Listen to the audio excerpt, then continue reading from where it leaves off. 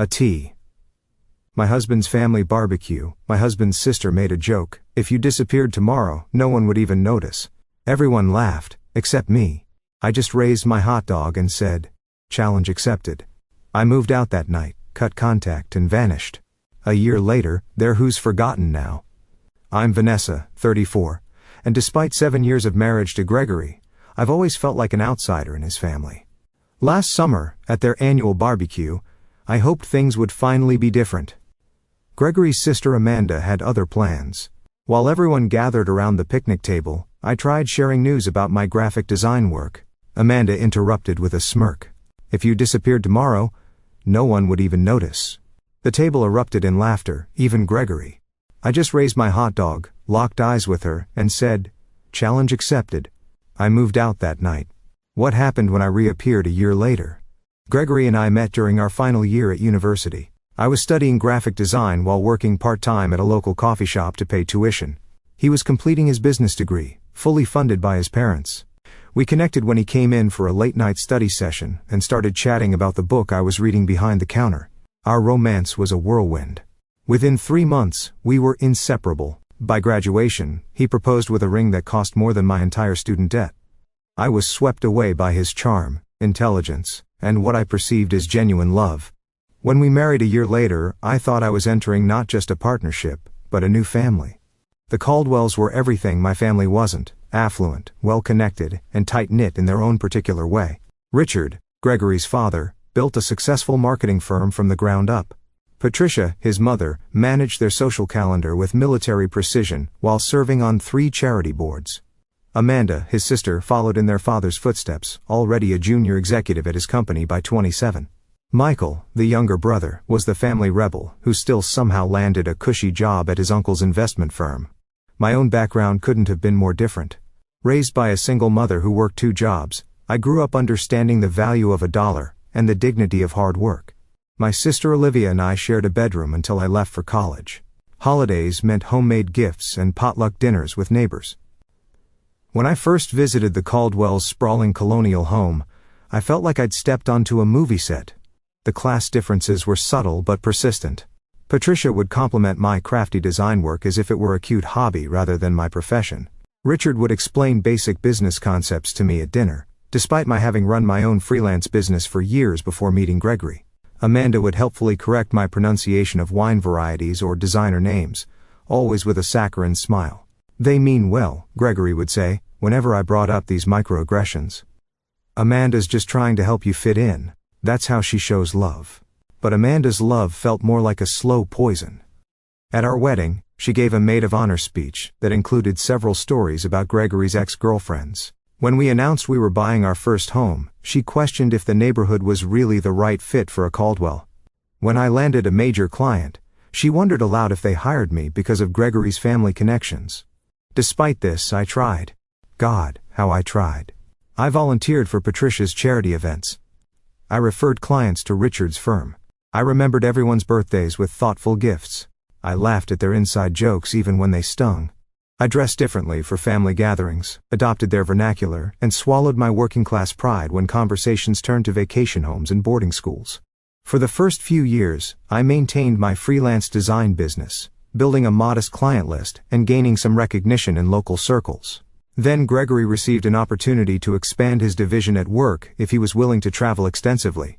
Without discussion, it was assumed I would scale back my career to manage our home life. My business dwindled to a few loyal clients as I became increasingly isolated, my world narrowing to Gregory's intermittent presence and his family's judgmental orbit. Last spring I miscarried at 11 weeks. The physical pain was excruciating, but the emotional aftermath was worse. Gregory was in Chicago for a conference. He offered to come home but seemed relieved when I said I could manage. Patricia sent flowers with a note that said, "Perhaps it's for the best until you're more settled." Amanda suggested that stress from trying to maintain your little business might have been a factor. Only Olivia came to stay with me for a week, bringing homemade soup and sitting with me through tear-soaked nights. The contrast between her genuine care and my in-law's clinical distance cracked something fundamental in me, but I buried it deep, another disappointment to swallow in service of maintaining family harmony. By the time the annual summer barbecue rolled around, I was a diminished version of myself. My design work had become mechanical, My friendships had atrophied, and my marriage felt increasingly like a performance. Still, I held on to a fragile hope that things could improve, that I could somehow earn genuine acceptance from the family I had married into 7 years ago. The Caldwell Summer Barbecue was a neighborhood institution. Patricia spent weeks planning the menu, Richard showcased his collection of grilling gadgets, and dozens of family friends and business associates milled about their perfectly manicured lawn. It was the event where family status was displayed and reinforced, where loyalties were confirmed, and outsiders were identified. And despite my years of marriage to Gregory, I remained firmly in the outsider category. The morning of the barbecue, I spent 3 hours making my grandmother's strawberry shortcake, the one dessert that had received genuine compliments in previous years.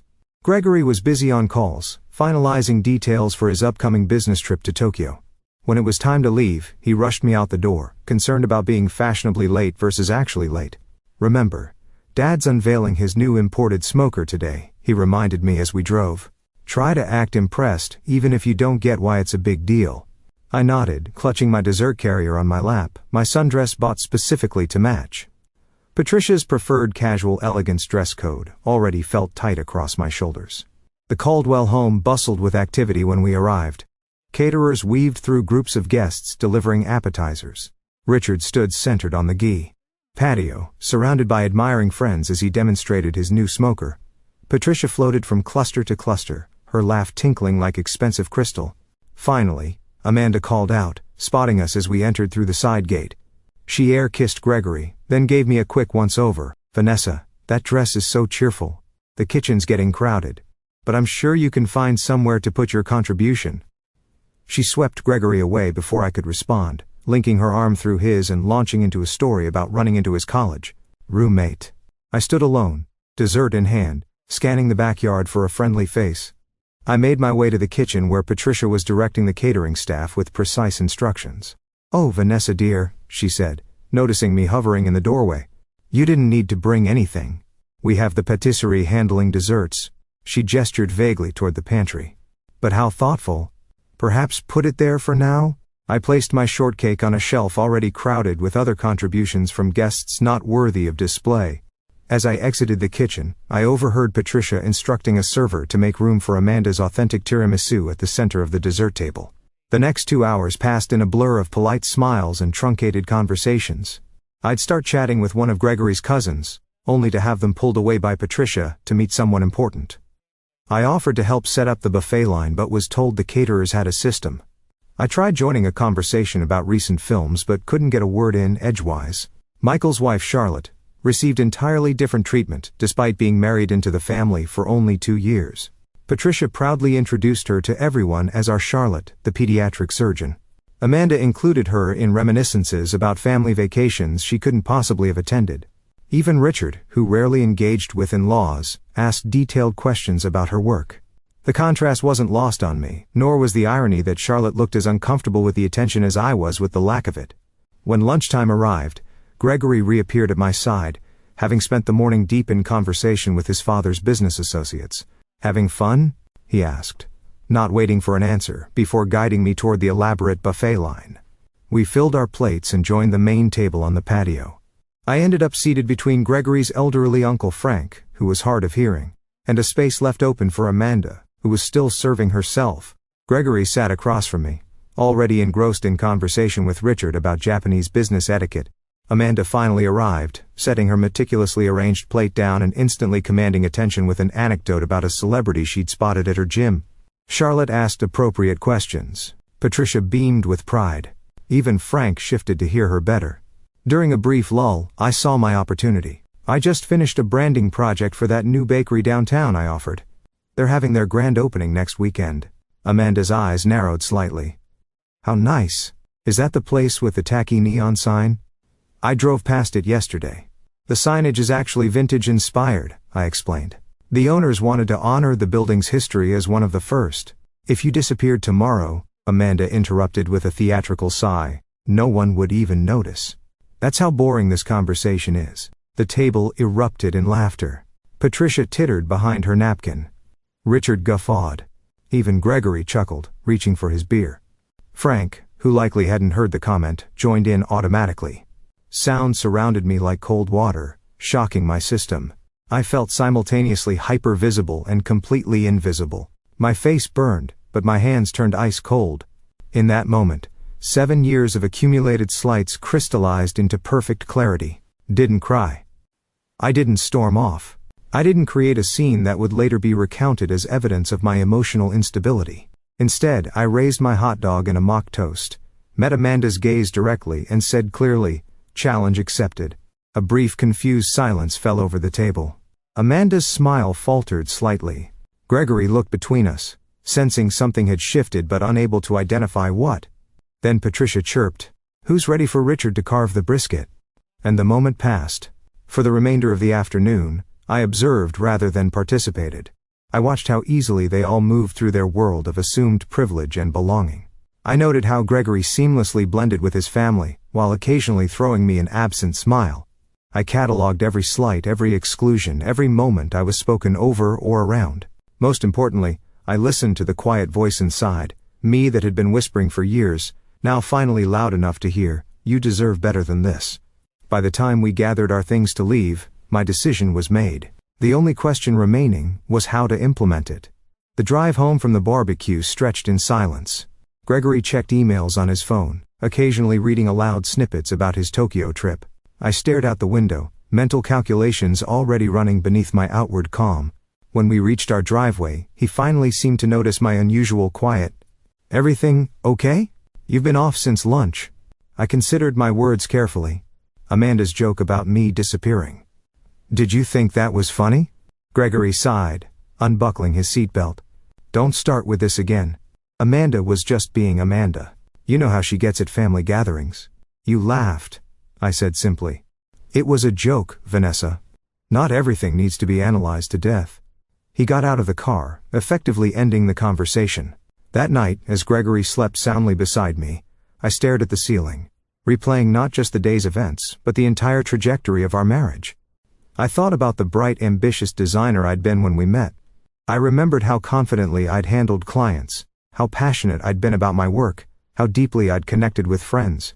Somewhere along the way, I'd started believing the subtle message the Caldwells had been sending, that I was lucky to be among them, that my inclusion was conditional upon my compliance, that my worth was determined by their assessment. I slipped out of bed at 2 a.m. and padded to my home office. I opened my laptop and began methodical research: bank accounts, apartment listings in Seattle where Olivia lived, transportation options. By dawn, I had a rudimentary plan. Gregory left for a morning golf game with Richard, kissing me absently, on his way out the door. The moment his car pulled away, I began executing my plan with surprising clarity.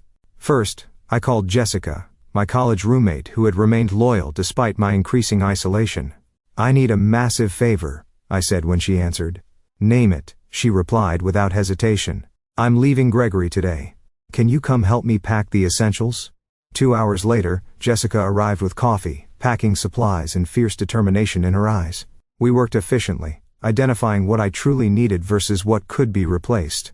Clothes, personal documents, irreplaceable mementos, and my design equipment took priority. "I can store whatever doesn't fit in your car at my place," Jessica offered, carefully wrapping a framed photo of my mother and me. While Jessica organized the physical items, I handled the financial separation. I transferred exactly half of our joint savings into my personal account, not a penny more, despite the temptation. I paid my share of the monthly bills that were due. I made a list of subscriptions and services to transfer or cancel. By mid-afternoon, my car was packed with the distilled essence of my life. Jessica hugged me fiercely before getting into her own vehicle. "Call me when you're settled for the night. And Vanessa, I'm proud of you." Alone in what had been our home for 5 years, I wrote Gregory a letter. I kept it simple, stating that I needed time away to reevaluate our marriage. I explained that I had taken only what was indisputably mine and had contributed to outstanding bills. I asked for space and no contact while I sorted through my feelings. I did not share my destination. As a final act, I removed my wedding ring and placed it atop the letter on the kitchen counter. Next to it, I left a copy of Amanda's cruel joke, written verbatim, with the date and location noted clinically. Before leaving, I allowed myself one moment of sentimentality. I picked up our wedding photo from the hall table. We looked so happy, so full of possibility. Gregory's smile reached his eyes back then. My own face shone with hope and confidence I barely recognized now. "Goodbye," I whispered, replacing the frame and walking out the door without looking back. The sensation of driving away from our suburban neighborhood was both terrifying and exhilarating. With each mile marker, the tightness in my chest loosened incrementally. By the time I crossed the state line, I felt like I could fully breathe for the first time in years. I checked into a modest hotel that evening using the credit card I maintained separately throughout our marriage. The room was simple but clean, nothing like the luxury accommodations the Caldwells considered standard. After confirming my safe arrival to both Jessica and Olivia, I turned off my phone. Gregory would be home by now, finding an empty closet and my letter. The thought brought neither satisfaction nor guilt, only a strange numbness. In the quiet anonymity of the hotel room, I curled under unfamiliar blankets and fell into the deepest sleep I'd had in months. Morning brought the first wave of messages when I briefly turned on my phone. Gregory's communications evolved exactly as I'd expected. Confusion, then irritation, then concern, then anger. "Where are you? Call me. This is ridiculous. Come home so we can talk. Your mother is worried. At least let her know you're safe. You're being incredibly selfish right now. I have the Tokyo trip in 3 days. Fine. Take your space. We'll talk when I get back." Not once did he mention Amanda's joke or his laughter. Not once did he acknowledge any understanding of why I might have. I sent a brief text to my mother, assuring her of my safety but requesting privacy. Then I turned off my phone again and opened my laptop to search for longer-term accommodations in Seattle. The challenge had been accepted. Now came the hard part. Disappearing not just physically, but untangling myself from the identity I'd constructed as Gregory Caldwell's wife. I was about to find out if Amanda was right, if my absence would go completely unnoticed, or if I could rebuild a life where my presence mattered on my own terms. Seattle welcomed me with 3 days of continuous rain, as if washing away my old life. Olivia had found me a month-to-month furnished apartment in her neighborhood, a tiny studio with bay windows and creaking floors. After the sprawling suburban house Gregory and I had shared, the compact space should have felt claustrophobic. Instead, it felt like a snug cocoon. The building's nothing fancy. Olivia apologized as she helped me carry in my limited belongings. "But the location is great, and the landlord doesn't ask too many questions." "It's perfect," I assured her, running my hand along the worn but solid kitchen counter. "It's just mine." That first week passed in a blur of practical arrangements. I opened a new bank account at a local credit union. I set up mail forwarding through Jessica rather than leaving a direct trail. I purchased a new phone with a Seattle area code. I created updated profiles on freelance design platforms, carefully curating my portfolio to remove work connected to Gregory's network. Gregory's messages continued, transitioning from anger to bargaining. "Whatever's going on, we can work through it," he wrote. "Just come home." I maintained my silence, not out of cruelty but self-preservation. Every time I considered responding, I remembered the laughter around that picnic table, the years of subtle diminishment, the gradual erosion of my identity. Amanda posted a passive-aggressive Instagram story 2 weeks after my departure. "Family is everything. You can't choose who stays and who goes." The comments filled with heart emojis from various Caldwell connections. Gregory's mother called my mother, expressing theatrical concern while fishing for information. Michael's wife, Charlotte, sent a tentative text. "If you ever want to talk, I'm here." I responded to none of them. Instead, I focused on rebuilding. Jessica shipped the remainder of my belongings in unmarked boxes. I found a therapist specializing in family dynamics and marital trauma, scheduling weekly sessions that often left me emotionally drained, but incrementally stronger. "What Amanda said at the barbecue," Dr. Lewis commented during our 3rd session. "That wasn't the cause of your departure. It was the catalyst. The last straw," I agreed. "Tell me about the first straw," she prompted. That question unlocked a flood of memories, subtle digs disguised as helpful advice, achievements minimized, opinions dismissed. All while Gregory stood by, not malicious, but complicit in his silence. By month 2, I had secured 3 steady design clients through online platforms. The work wasn't particularly creative, mostly formatting ebooks and designing social media templates, but it paid the bills. More importantly, each completed project rebuilt my professional confidence. One rainy Tuesday, I walked into a local coffee shop and noticed a striking wall mural. The barista saw me admiring it. "Beautiful, right?" "The owner commissioned it from a local artist," she explained while preparing my latte. She's looking for someone to redesign our menu boards and promotional materials, actually. An hour later, I was sitting with Eleanor Marshall, the 50% owner with silver-streaked hair, and a straightforward manner I found immediately refreshing. "I don't care about your resume," she said, waving away the portfolio I'd pulled up on my tablet. "Show me your personal work, the stuff you do, because you can't not do it." I hesitated, then navigated to a folder I'd barely opened in years. These were designs I'd created for myself. Experimental, sometimes impractical, but authentically mine. Eleanor studied them in silence, occasionally zooming in on details. "You've been hiding," she finally said, looking up with sharp blue eyes. "These are good, really good. But, recent?" "No," I admitted. "I haven't done work like this in years." "Why not?" The question was simple, but struck like a physical blow.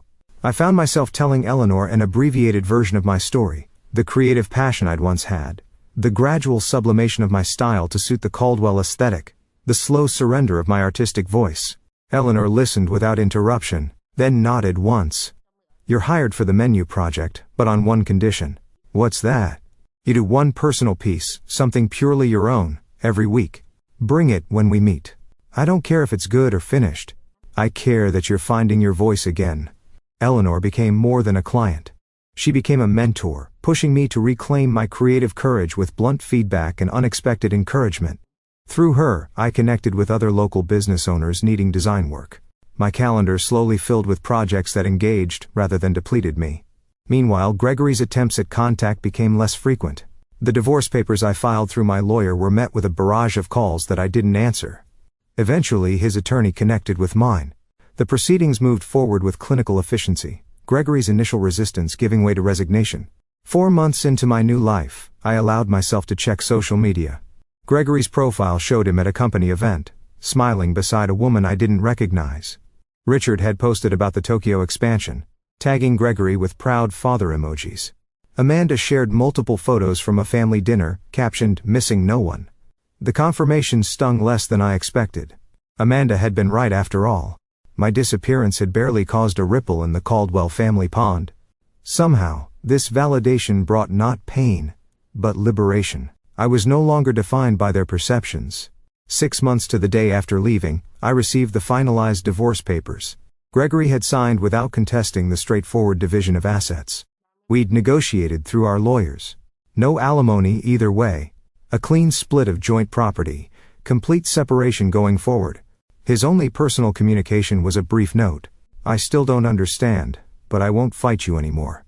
That evening, I stood in front of my bathroom mirror and cut my hair, shedding the long style Gregory had always preferred for a modern bob that framed my face. The woman who stared back seemed both familiar and new.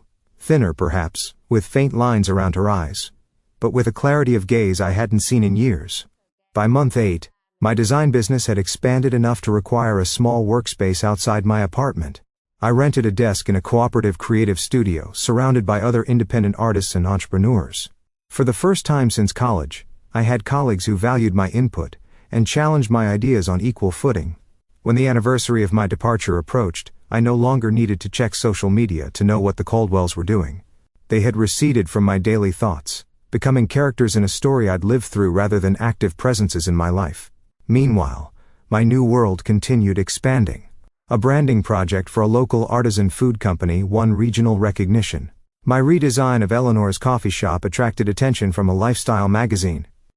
A comment I made during a design workshop led to an invitation to speak at a creative conference.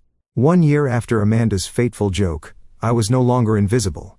I had built a life where my presence was not only noticed but valued, where my voice was heard rather than interrupted, where my contributions were recognized rather than dismissed. The challenge had been met, but the story wasn't over yet. The email from Westwood Creative arrived exactly 52 weeks after the barbecue that changed everything.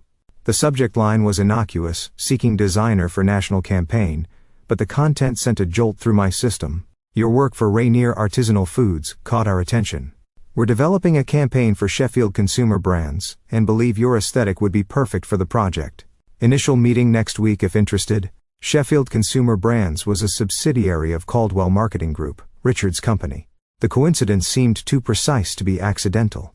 I called Eleanor, who had become my sounding board over the past year. "It could be completely legitimate," she reasoned after. I explained the connection. Your Rainier campaign was featured in 3 industry publications. But the timing is suspicious, I finished. The question isn't whether they know who you are, Eleanor said pragmatically. The question is whether the project is worth taking regardless. I requested more information from Westwood. The project was substantial, redesigning packaging for Sheffield's entire organic line, with a potential long-term contract for ongoing brand management. The budget they proposed was double anything I'd handled since establishing my Seattle business. After more 3 days of deliberation, I accepted the initial meeting. If this was a Caldwell orchestration, I wanted to face it directly rather than wonder. And if it was legitimate, I didn't want fear of my past to constrain my future. The Westwood creative director, Thomas, made no indication he knew about my history with the Caldwells during our first meeting. We discussed design concepts, timeline, expectations, and budget particulars with straightforward professionalism. When I asked about client involvement, he mentioned only that Sheffield executives would review major milestones. I accepted the project, establishing clear boundaries about communication channels and approval processes. For 3 weeks, everything proceeded normally. My preliminary designs received positive feedback. The timeline remained on track. No Caldwell names appeared on any correspondence. Then came the announcement. Sheffield Consumer Brands would be featured at the annual Marketing Innovation Gala, unveiling their rebranded organic line as part of the presentation. As the lead designer, my attendance was highly encouraged. The gala was a major industry event, precisely the type of opportunity my rebuilding career needed. It was also exactly the sort of function the Caldwells never missed. Richard considered these networking evenings essential to maintaining the family's business prominence. Gregory had always dutifully followed his lead. You have 3 options, my therapist observed during our session that week. Decline to attend, and potentially limit your professional growth. Attend and attempt to avoid the Caldwells, which may prove stressful and ultimately futile, or attend and prepare to engage with them on your terms. What would you do? I asked. Dr. Lewis smiled slightly. I'm more interested in what Vanessa today would do as opposed to Vanessa from a year ago. The question lingered as I left her office. Last year's Vanessa would have either declined the event entirely or attended as Gregory's apprehensive shadow, dreading Amanda's barbed comments and Patricia's conditional approval. But I wasn't that person anymore. The following morning, I emailed Thomas confirming my attendance. Then I made an appointment with a personal stylist recommended by Olivia, and set aside a portion of the Sheffield advance payment for an outfit that would serve as both armor and announcement. The evening of the gala arrived with unexpected calmness. I surveyed my reflection in the hotel room mirror. The woman staring back wore a tailored jumpsuit in deep emerald that managed to be both sophisticated and distinctive in a sea of expected black dresses. My bobbed hair was now accented with subtle caramel highlights. The designer shoes, my one significant splurge, added 3 inches of confidence to my height. Most transformative, however, was the expression in my eyes. No anxiety, no apology, just steady readiness for whatever the night might bring. The venue was a restored historic theater downtown, its grand lobby transformed with strategic lighting and minimalist floral arrangements. I checked in at the registration desk, accepting my name badge and the signature cocktail offered by Circulating. Waitstaff. I had barely taken 2 sips when Thomas appeared at my elbow, already introducing me to a cluster of industry executives. Their business cards disappeared into my clutch as we discussed emerging design trends and market demographics. I found myself speaking with easy authority, my opinions met with thoughtful nods rather than polite dismissal. 40 minutes into the event, I was deep in conversation with a magazine editor when I felt a shift in the room's energy. I didn't need to turn to know that the Caldwells had arrived. Richard's booming laugh confirmed it moments later. I maintained my position, finishing my point about consumer psychology before excusing myself to visit the bar. As I waited for a sparkling water, I carefully scanned the room. Richard and Patricia stood near the entrance, holding court among admirers. Amanda wasn't immediately visible. And then I saw Gregory, standing slightly apart from his parents, looking thinner than I remembered, and somehow diminished, despite his perfect tailoring. Our eyes met across the crowded space. His widened in unmistakable shock, lips parting slightly as if to speak despite the distance between us. I held his gaze steadily, neither smiling nor frowning, then deliberately turned my attention to the bartender, thanking him for my drink. The first encounter came minutes later.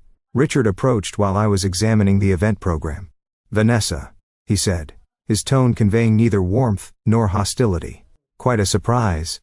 "Richard," I nodded, meeting his gaze directly. I'm the lead designer for Sheffield's organic rebrand. He blinked, momentarily disconcerted by my calm demeanor. I hadn't made the connection. Their creative is being handled externally through Westwood. Yes. I'm working with Thomas's team. The preliminary market testing has been quite positive. I spoke as I would to any client's executive, professional, and assured. I see. He seemed to reassess me, noting the changes a year had brought. Your work has evolved since you left. Not evolved, I corrected with a small smile. Returned to its authentic direction. Richard shifted uncomfortably. Patricia is here somewhere. I'm sure she'd want to say hello. Of course, I replied, neither encouraging nor discouraging the prospect. As Richard moved away, presumably to report his discovery to the family, I rejoined the Westwood team, seamlessly integrating into their conversation about upcoming presentation logistics. From the corner of my eye, I could see the ripple effect as Richard spoke to Patricia, whose perfectly maintained composure slipped momentarily as she sought me in the crowd. The Sheffield presentation was scheduled for the middle of the evening. As the time approached, Thomas guided me toward the staging area. We were nearly there when Amanda stepped directly into our path, her expression a complex mixture of surprise and calculation. Vanessa, no one mentioned you were involved with this project. Her tone suggested this oversight was somehow my fault. Amanda, I acknowledged. I'm working with Westwood Creative. Thomas, this is Amanda Caldwell, Richard's daughter. Thomas extended his hand. Miss Caldwell, pleasure to meet you. Vanessa has been exceptional to work with. You know her work? Amanda's smile tightened. We're family, actually, or were. How nice, Thomas replied non-committally. Excuse us. We need to prepare for the presentation. As we walked away, Thomas glanced at me questioningly, but respected my privacy enough not to pry. I appreciated his professionalism more than he could know. The presentation itself passed in a focused blur. I spoke about design philosophy and consumer connection, demonstrated key elements of the rebranding strategy, and answered questions with composed expertise. The audience response was overwhelmingly positive with several spontaneous rounds of applause. From my position on stage, I could see the entire Caldwell family seated together near the front. Patricia maintained a neutral expression throughout. Richard nodded occasionally at particularly impressive metrics. Amanda whispered something to the woman beside her, her face unreadable. Gregory watched me with undisguised intensity, his eyes never leaving my face. After the formal presentation concluded, I was immediately surrounded by attendees with questions and compliments. Business. Cards were exchanged, potential opportunities mentioned, connections established. This professional validation, earned entirely through my own merit, felt like the sweetest possible vindication. Eventually the crowd thinned as people moved toward the dinner portion of the evening. I was gathering my presentation materials when Gregory finally approached alone. You look well, he offered, hands tucked awkwardly in his pockets. Thank you, I replied simply. I didn't know you were in Seattle. That was intentional. He nodded, accepting this truth. Your presentation was impressive. You always were talented. I always am talented, I corrected gently. Present tense. Gregory looked down, then back up with unexpected directness. I've thought a lot about what happened, about Amanda's joke and everything before that. I didn't understand at first, but this past year has been, he paused, searching for words. Clarifying. I'm glad to hear that, I said, meaning it. I miss you, he admitted quietly. The words hung between us, once so desperately desired, but now arriving too late. I felt no triumph in his regret, no vindictive pleasure in his loneliness, just a calm certainty that I'd made the right choice. I need to join my team for dinner, I said, neither cruel nor encouraging. Will you be at tomorrow's workshop? Yes. I'm presenting the digital integration segment. He nodded again. Maybe we could get coffee afterward. Just to talk. I considered his request, weighing my own emotional landscape. I can spare half an hour, I conceded. Professional courtesy. Relief flickered across his face. Thank you. As I turned to leave, Patricia appeared at Gregory's elbow, her social smile firmly in place. Vanessa darling, what an absolute delight to see you thriving. Her words were perfect. Her tone betrayed her discomfort. Patricia, I acknowledged. I hope you're well. We've all missed you at family gatherings, she continued, the practiced lie falling easily from her lips. No one makes strawberry shortcake quite like yours. The old Vanessa would have accepted this olive branch, however disingenuous. The new Vanessa held her ground. That's interesting, I replied pleasantly. I recall my shortcake being relegated to the pantry while Amanda's tiramisu took center stage at the last gathering I attended. Patricia's smile faltered briefly before recovering. A simple misunderstanding, I'm sure. Multiple simple misunderstandings over 7 years, I agreed, maintaining my pleasant tone. How fortunate that I now work in environments where such misunderstandings rarely occur. Before Patricia could respond, the event coordinator announced dinner seating. I excused myself with polite finality, joining the Westwood team at their assigned table across the room from the Caldwells. The remainder of the evening passed without further direct interaction, though I occasionally caught Gregory watching me from afar. As the event concluded, I declined the team's invitation for after-party drinks, preferring the quiet completion of returning to my hotel room alone. In the tranquil privacy of my room, I kicked off my designer shoes and stood at the window overlooking the glittering city. The confrontation I'd half dreaded for months had come and gone, leaving me not depleted but strengthened. I had faced the Caldwells not as an apologetic outsider, but as a successful professional in my own right. Amanda's challenge, if you disappeared tomorrow, no one would even notice, had precipitated not just my physical departure, but a complete reinvention. The final irony was that by disappearing from their world, I had become more visible in my own. The morning after the gala dawned with unexpected sunshine streaming through my hotel room curtains. I prepared for the day's workshop with methodical focus, selecting a professional but comfortable outfit, and reviewing my presentation notes over room service coffee. The Sheffield marketing workshop was being held in the hotel's conference center, a more intimate setting than the previous night's gala. As I arranged my materials at the presenter's table, I spotted Richard engaged in intense conversation with Thomas near the refreshment station. Their discussion appeared businesslike but not tense. Occasionally, Richard would nod or gesture toward the product displays. Attendees gradually filtered in, networking over pastries and coffee before finding seats. I was reviewing my slide deck one final time when Amanda entered, scanning the room with calculated casualness until her gaze landed on me. After a moment's hesitation, she approached, coffee cup clutched perhaps too tightly. "Good morning," she offered, her tone carefully neutral. "Thomas speaks very highly of your work." "Thomas is an excellent creative director," I replied. "The entire Westwood team has been exceptional." Amanda shifted her weight slightly. "I didn't realize you'd established yourself in Seattle. Your presentation last night was impressive." Coming from Amanda, this reluctant acknowledgement was practically effusive praise. I thanked her with simple courtesy, neither overreacting to the compliment nor dismissing it. "Father is considering bringing the entire Sheffield account in-house after this campaign," she continued, watching me closely. "He's been impressed with the direction." I understood the subtext immediately. If Sheffield became a direct Caldwell marketing client, my work would either disappear or be attributed to their in-house team. The old insecurity flickered briefly before I extinguished it. "That would be Richard's prerogative as Sheffield's parent company," I said evenly. "However, Westwood has contractual provisions regarding creative attribution that are quite specific. Thomas is particularly careful about protecting his designer's work." Amanda's expression tightened almost imperceptibly. Before she could respond, the workshop facilitator called for everyone to take their seats. Our conversation ended with mutual professional nods, a far cry from our last interaction over hot dogs and cruel jokes. The morning sessions proceeded efficiently with presentations on market analysis and consumer demographics. My segment on digital integration strategies was scheduled just before the lunch break. As I took the podium, I noticed Gregory slipping into the back of the room, clearly having timed his arrival for my presentation.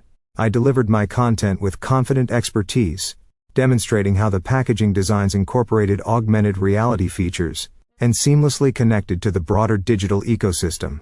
The question period afterward was lively with engaged participants and thoughtful discussion. When Richard himself asked about implementation timelines, I answered with specific benchmarks already agreed upon with the Sheffield team. As attendees broke for lunch, Gregory made his way toward me, but was intercepted by a Sheffield executive with urgent questions. I used the opportunity to step outside for fresh air, needing a moment away from the Caldwell gravitational pull. The hotel's courtyard garden provided a quiet respite. I just settled on a bench when Patricia appeared on the pathway, her expression suggesting our meeting wasn't accidental. "You've always had excellent timing for escapes," she observed, smoothing her skirt as she sat beside me uninvited. "I prefer to call it recognizing when I need space," I replied. Patricia studied me with new attention. You've changed. I've reverted, I corrected, to the person I was before I started trying to fit into spaces that weren't designed for me. She sighed lightly. Families are complicated, Vanessa. Especially established ones like ours. There are expectations, traditions, ways things have always been done. I'm aware. I spent 7 years observing those traditions. 7 years trying to meet those expectations. Perhaps we weren't always as welcoming as we could have been, Patricia conceded. The closest thing to an apology I'd ever heard from her. But disappearing without a word was rather dramatic, don't you think? I turned to face her directly. I left a detailed letter for Gregory. I ensured all financial obligations were properly handled. I made a clear adult decision to remove myself from a situation that had become harmful to my well-being. There was nothing dramatic about it. Gregory was devastated, she countered. Gregory was inconvenienced, I corrected gently. There's a difference. Patricia's perfectly maintained facade cracked slightly. You have no idea what this past year has been like for him, for all of us. You're right, I acknowledged. Just as you have no idea what the previous 7 years were like for me. We sat in tense silence for a moment before I continued. But, I'm not interested in exchanging pain metrics, Patricia. That's not why I'm here. I'm here because I'm good at what I do, and my work has value to Sheffield's campaign. Something shifted in Patricia's expression. Not quite respect, but perhaps a new awareness. You always were stubborn. Determined. I countered with a small smile. Another distinction worth noting. As we headed back toward the conference center, Patricia asked an unexpected question. Will you be at the closing dinner tonight? Yes. Westwood has a table. She nodded thoughtfully. The salmon is usually excellent. It was such a normal, mundane observation, the kind mothers-in-law typically share with daughters-in-law, that it momentarily disoriented me. I murmured agreement as we rejoined the workshop, separating to our respective tables.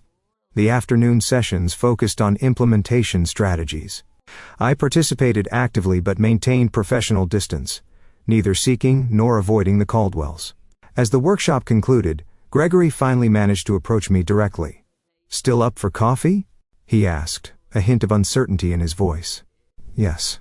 I agreed. There's a shop in the lobby. We walked together in silence, the familiarity of his presence beside me both strange and nostalgic. Once seated with our drinks, his usual Americano and my latte, ordered without need for discussion, the awkwardness intensified. Seattle suits you, he finally offered. It does, I agreed. The creative community has been welcoming. Gregory traced the rim of his cup. I've been in therapy since you left. Dad thought it was unnecessary, but he shrugged. It's been helpful. This surprised me. Gregory had always dismissed therapy as paying someone to tell you what you want to hear. I'm glad, I said sincerely. My therapist helped me understand some things about our marriage, about my family. He met my eyes directly. About how I failed to see what was happening to you because it was easier not to. The acknowledgement was unexpected and disarming. For a moment I glimpsed the man I had fallen in love with, thoughtful, capable of growth, willing to examine himself. Thank you for saying that, I replied quietly. I didn't stand up for you, he continued. Not against Amanda, not against Mom. Not even against my own expectations that you would just adapt to whatever the family needed. No, you didn't, I confirmed without rancor. I've thought a lot about that barbecue. About Amanda's joke and how everyone laughed, how I laughed. He swallowed hard. I keep thinking about what you said. Challenge accepted. I didn't understand then what you meant. And now? Now I realize you were declaring independence from all of us. His voice held equal parts admiration and regret. We talked for nearly an hour, longer than the half hour I'd allocated.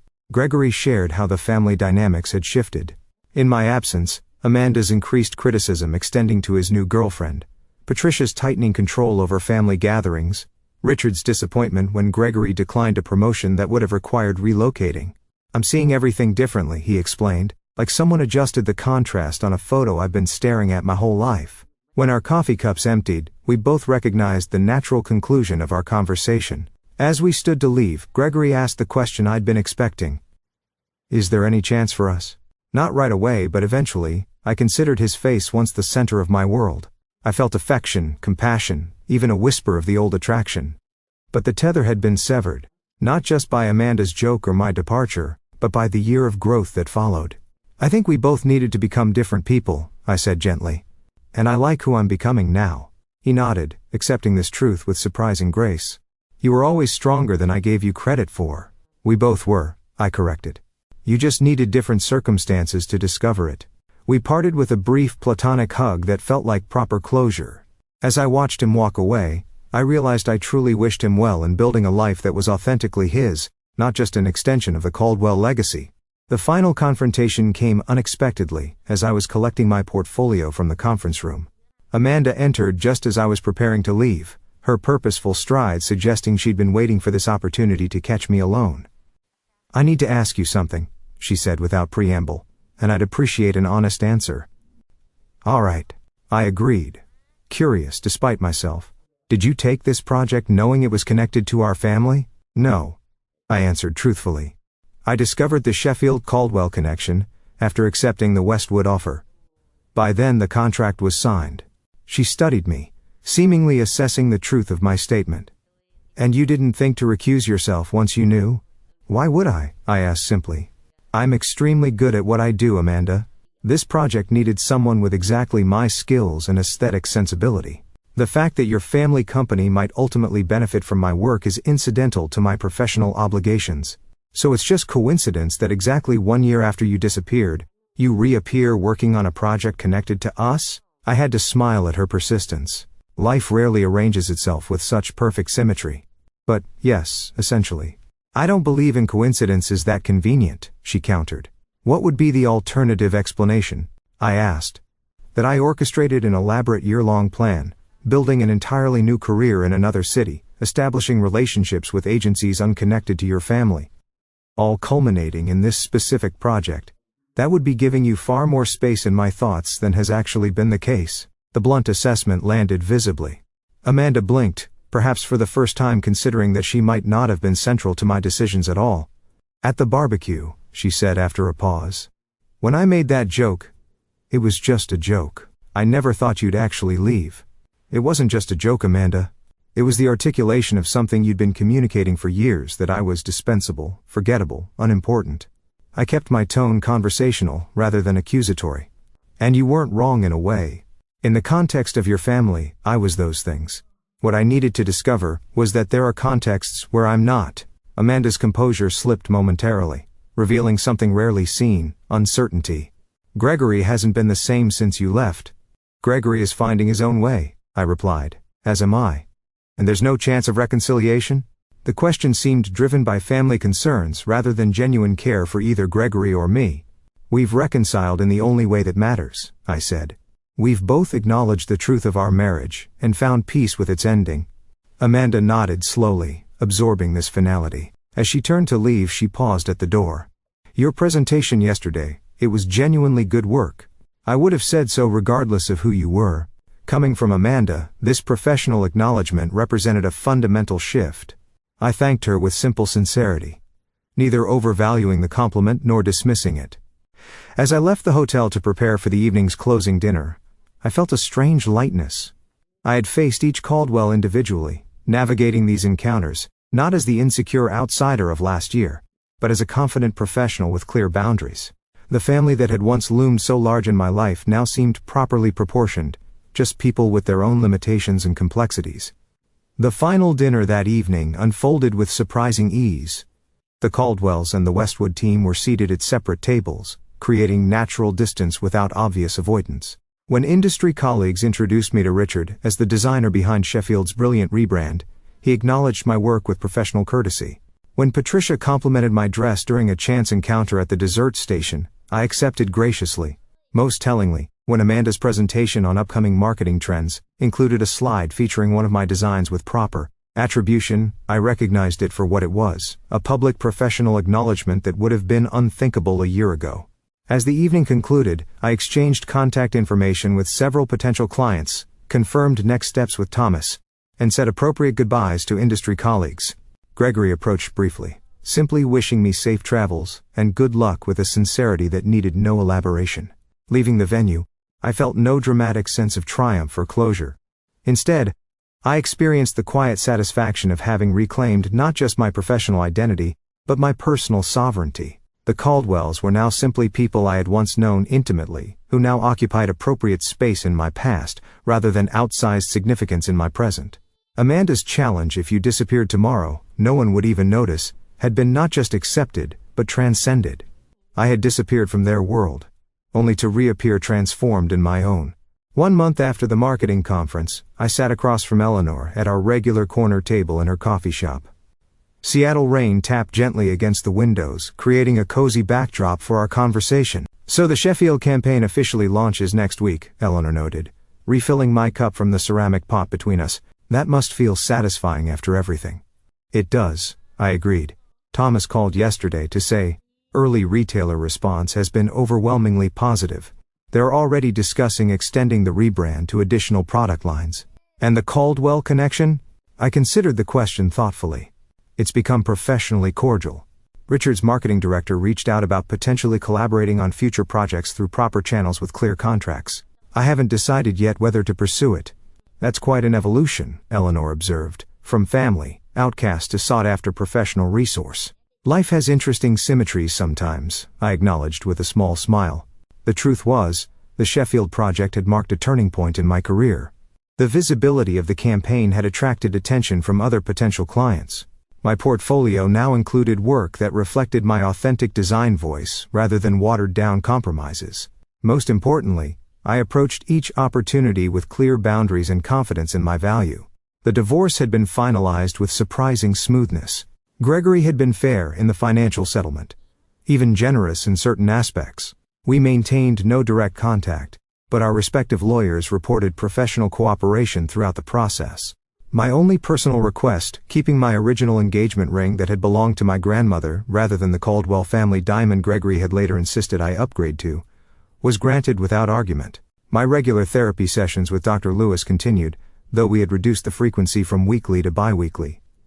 Our conversations had evolved from processing acute emotional trauma to exploring healthier patterns for future relationships and continued self-discovery. "The interesting thing about healing," Dr. Lewis had noted in our last session, "is that it's rarely a return to your previous state. It's a transformation into something new that incorporates the experience without being defined by it." This observation resonated deeply as I navigated my reconstructed life. I wasn't trying to recapture who I'd been before meeting Gregory. I was integrating that younger self's passion and confidence with the wisdom and boundaries hard-earned through difficulty. Jessica visited Seattle for a long weekend, marveling at the changes in both my external circumstances and internal landscape. "You laugh differently now," she observed during a hike through Discovery Park. "More from your belly. Less from your throat." "That's oddly specific," I teased. "But accurate," she insisted. "You used to laugh like someone who needed permission. Now you laugh like someone who's giving herself permission." These subtle transformations accumulated gradually. I found myself speaking up in creative meetings without rehearsing my thoughts first. I began dating casually. Nothing serious yet, but enjoying the simple pleasure of connecting with interesting people without need for immediate definition. I joined a community garden, and discovered unexpected joy in growing tangible living things.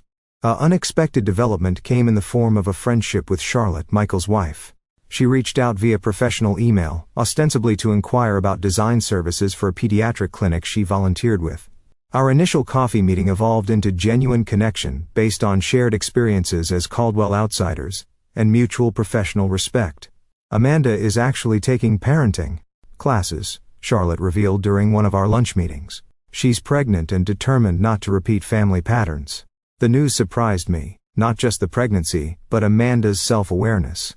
"That's encouraging. People can change when properly motivated," Charlotte observed. "The family dynamic shifted after you left, made some things visible that had been conveniently ignored. Whether my departure had been catalyst or merely coincidence, I took no particular credit for these evolutions. The Caldwell's journey was their own, just as mine was mine." 6 weeks after the marketing conference, I was selecting produce at a farmer's market when I heard a familiar voice. Amanda stood at the next stall, examining artisan cheese. Her pregnancy was visible now, creating a softer silhouette against her typically tailored appearance. Our eyes met with mutual recognition. After a moment's hesitation, she approached. "Vanessa, I didn't know you shopped here." "Every Saturday," I confirmed. "They have the best heirloom tomatoes in the city." The awkwardness between us was palpable, but not hostile. We exchanged brief pleasantries about the market, the weather, the upcoming product launch. Then Amanda surprised me with unexpected directness. "I've been thinking about what you said at the conference, about contexts where you're dispensable versus valued."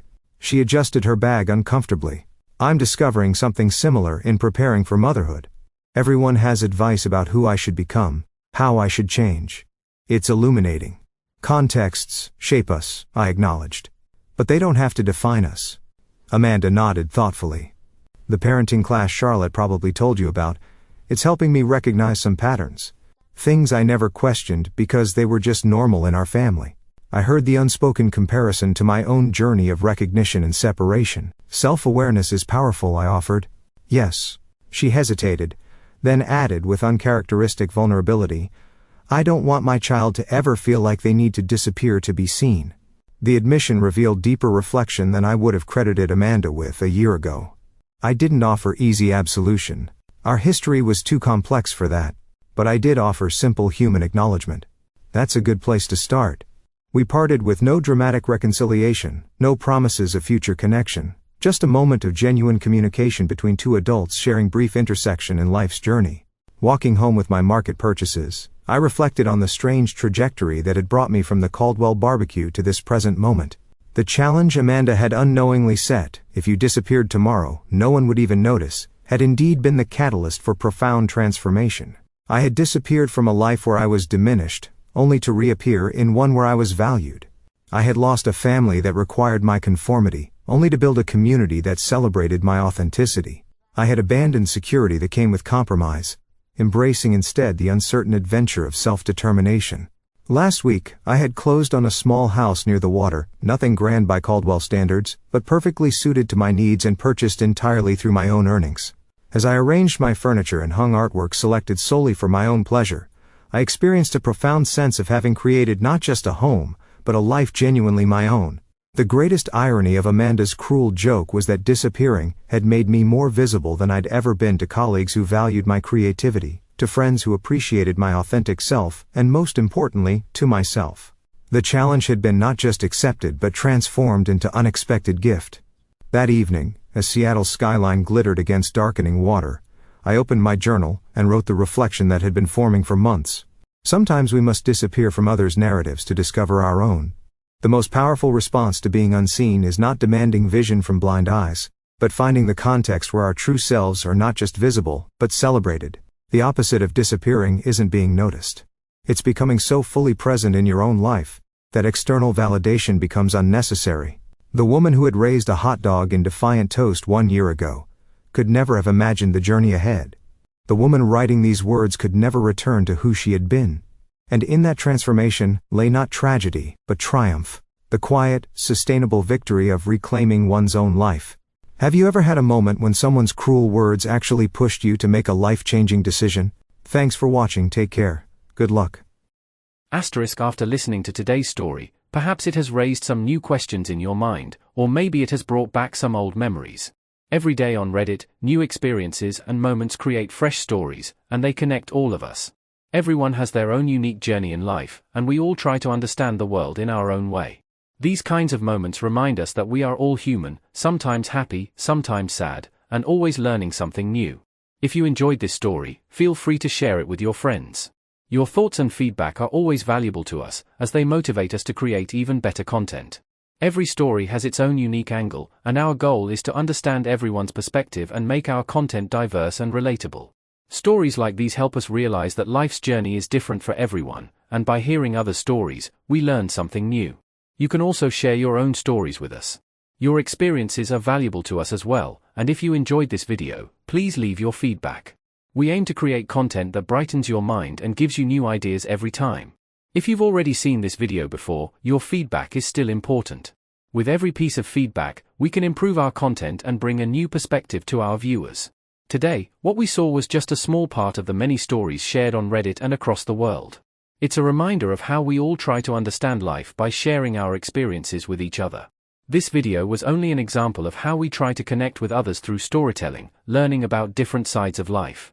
We hope to continue sharing such stories that help us all learn and grow together. Thank you for your time, and don't forget to keep an eye out for more stories coming soon. If you haven't already, please like and follow for more amazing content. Your support keeps us going, and we will strive to bring you more thought-provoking and heartwarming stories. Until next time, take care and stay curious. Asterisk.